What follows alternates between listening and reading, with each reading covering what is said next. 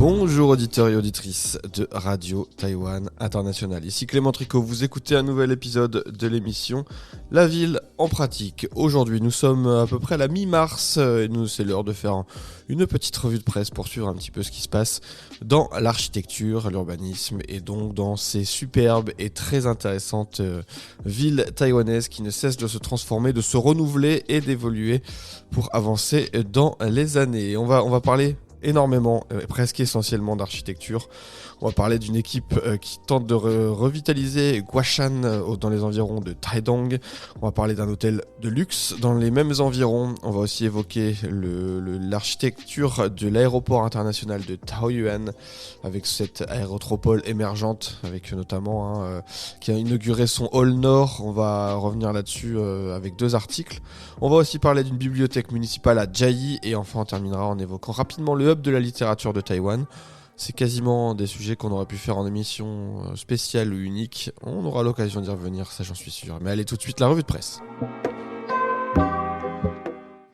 On va commencer par s'intéresser à un article de l'Université nationale de Taïwan, notamment dans le département des sciences et des technologies, puisqu'effectivement, c'est titré ainsi, une équipe de l'architecture de Taiwan Tech s'associe donc au Japon pour tenter de revitaliser Guanshan dans les environs de Taidong pour transformer des espaces publics ruraux afin de faire un petit peu de renouvellement local. Alors, qu'est-ce que ça nous raconte comme c'est un article universitaire, c'est forcément très dense. C'est dans le cadre d'une initiative intitulée Des champs à la Seine, une expérience de revitalisation locale. Eh bien, il y a un protocole qui a été signé l'an dernier avec le département d'architecture de l'université Waseda et le département d'architecture et de design environnemental de l'université de la préfecture de Shiga aussi, ainsi que la mairie de Guanshan et donc l'université nationale de Taïwan. Ça vient établir un mécanisme de partenariat afin de développer l'internalisation locale. Donc on va dire qu'on va essayer de s'inspirer de l'étranger pour transformer aussi ce qui se passe sur place. Et l'objectif dans cette planification, c'est de concevoir des espaces publics d'une école rurale du riz, c'est comme ça que c'est vendu, de l'association des agriculteurs de Guanshan et ainsi explorer des possibilités pour régénérer les espaces ruraux et l'action culturelle locale. Alors tout ça c'est très compliqué, ça, on se demande pourquoi on va aller chercher le Japon pour aller essayer de réinventer, on va dire, le développement d'une zone très rurale, mais c'est très intéressant. Ce qui est amusant, c'est qu'on va essayer de partir de faire de problématiques locales le point de départ d'une collaboration internationale pour établir un modèle de partenariat. Et tout ça, voilà, ça s'est concrétisé récemment puisqu'il y a eu une visite d'une équipe japonaise. Et donc, il y a des chercheurs, des professeurs de département d'architecture qui ont fait du terrain, c'est un petit peu comme ça qu'on peut le dire, pour aller étudier, comme la société japonaise le vit, une phase de vieillissement plus tôt que Taïwan. Et donc, le Japon a accumulé une longue expérience pratique en matière de système de régénération urbaine et rurale, de revitalisation des espaces inexploités.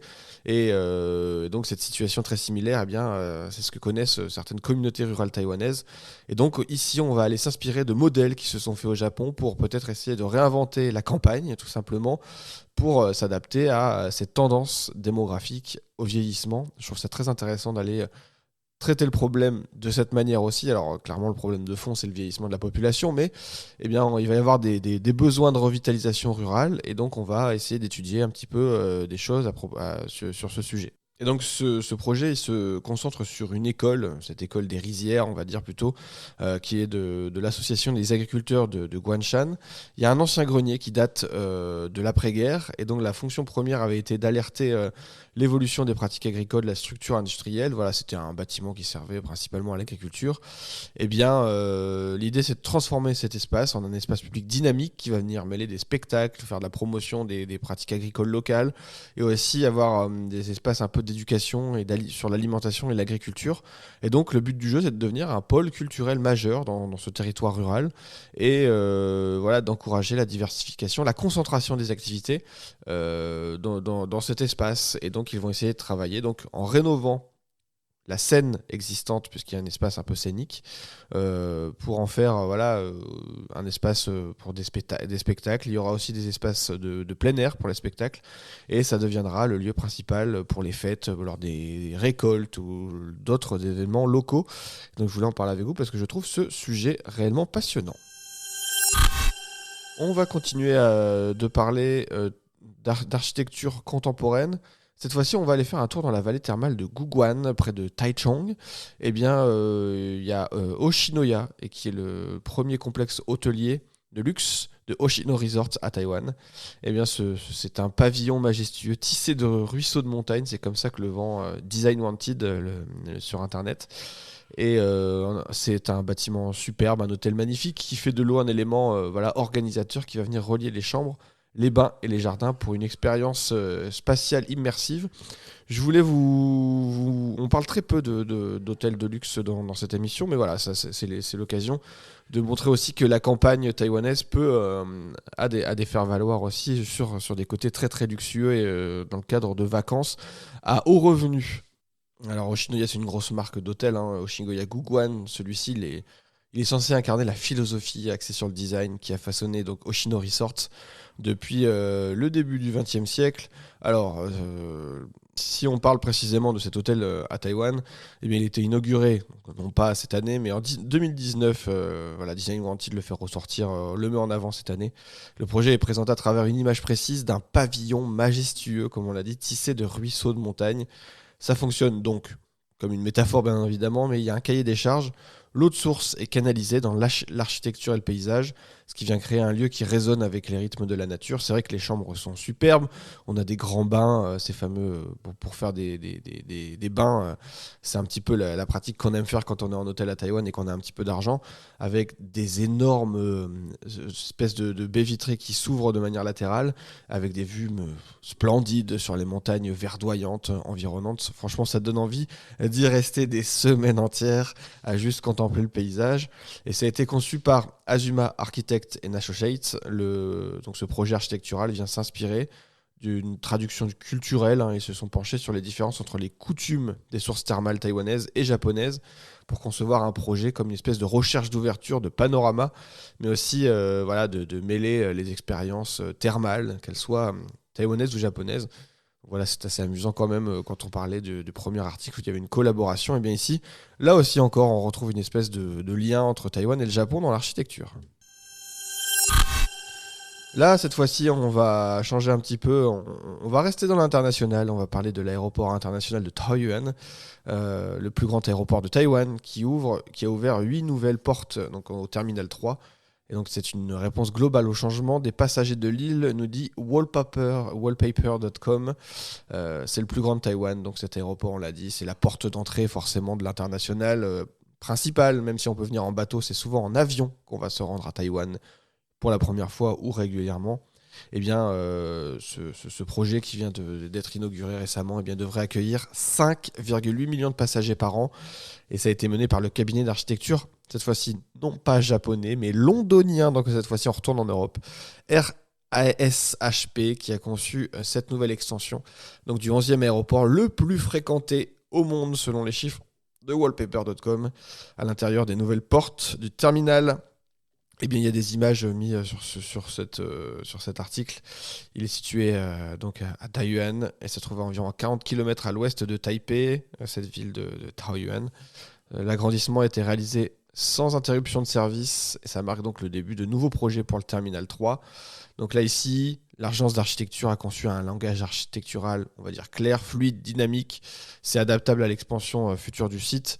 Il y a 8 nouvelles portes qui s'étendent apparemment de la D10 à la D18.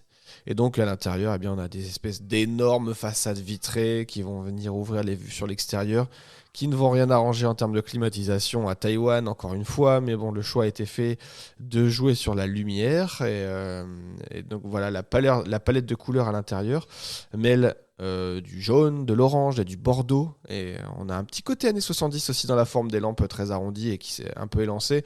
On a aussi ces tuyaux ces tubes qui vont projeter de la climatisation qui sont aussi visibles. Moi, je trouve qu'il y a un petit côté rétro-futuriste qui est vraiment très intéressant et qui est très réussi. et ces teintes un petit peu orangées qui viennent aussi nous ramener dans les années 70 pour ceux qui ont connu. En tout cas, moi je n'y étais pas, mais j'ai forcément vu des images et des films, bien évidemment. Et on a aussi une façade argentée qui est conçue pour limiter l'éblouissement et la chaleur, et venir laisser pénétrer la façade naturelle dans cet espace à double hauteur, qui donc vient, c'est vraiment l'idée d'offrir une vue imprenable sur l'aérodrome. D'ailleurs, si vous voulez continuer à aller là-dessus, il y a taiwaninsight.org, c'est ce blog de l'université de Nottingham qui a aussi écrit un article là-dessus qui date du mois de février sur ce nouvel aéroport, et ça s'intéresse un peu plus en profondeur, et je pense qu'on y reviendra, de la loi martiale au ciel ouvert, la politique inscrite dans l'architecture de l'aéroport de Taoyuan, désormais façonnée par une vision britannique. Alors là, on va prendre un peu de recul pour essayer de voir un petit peu sur l'histoire de cet aéroport qui est façonné donc par des rebondissements historiques. Je trouve que c'est intéressant d'essayer de prendre un peu de hauteur quand on parle d'un aéroport. Cette fois-ci, on passe sur homejournal.com qui nous parle du projet lauréat pour la bibliothèque municipale de Chiayi à Taïwan qui a été dévoilé au début du mois de mars. Projet de nouvelle bibliothèque municipale à Chiayi. C'est le cabinet JGP Architects and Planners qui a remporté le concours. C'est une immense agence d'architecture taïwanaise qui fait beaucoup de logements et aussi quelques bâtiments publics. Alors c'est un projet qui propose une structure en acier en bois qui doit refléter l'identité de Chiayi, qui est la ville du bois, et répondre à des exigences de performance contemporaines. Le bâtiment est intéressant à regarder. Il y a des images forcément sur le site internet. On a des espèces de grandes toitures qui un peu élancées, un peu courbées, et puis des grands continuités piétonnes. On a ces fameux grands piliers que DJP utilise assez régulièrement. Et puis des grandes baies vitrées. Alors encore une fois, quand on fait une librairie, des espèces d'énormes baies vitrées qui montrent sur l'extérieur. Est-ce que c'est une bonne idée de voir des grandes vitres quand on garde des livres ? On espère qu'il n'y a pas d'archives, puisque sinon ça va complètement détruire ces archives. Et c'était l'un des grands défauts de la Bibliothèque nationale de France, d'avoir été vitrée et de ne pas avoir pensé à l'impact de la lumière sur les livres. Et donc on espère encore une fois que ce choix des baies vitrées dans un bâtiment public qui est censé accueillir des livres et surtout des personnes en train de travailler, ne va pas poser des problèmes en termes de gestion et de nécessité de la climatisation à outrance. Et enfin, un dernier mot, c'est Taïwan Info qui le révèle. Le hub de la littérature de Taïwan à Taipei a remporté l'un des prix IF Design 2026 en Allemagne. C'était dans la catégorie architecture publique. Le jury a salué l'architecture de cet ensemble, à l'origine un entrepôt appartenant au bureau provincial des céréales. Ça a été transformé en moyen de narration respectueux de la mémoire. C'est vendu comme ça. Il y a plus d'infos sur le site internet du musée national de Taïwan. Écoutez, c'était Clément Tricot. Vous avez écouté une nouvelle revue de presse de La Ville en pratique. On s'arrête ici. Moi, je vous dis à bientôt pour notre émission. Portez-vous bien.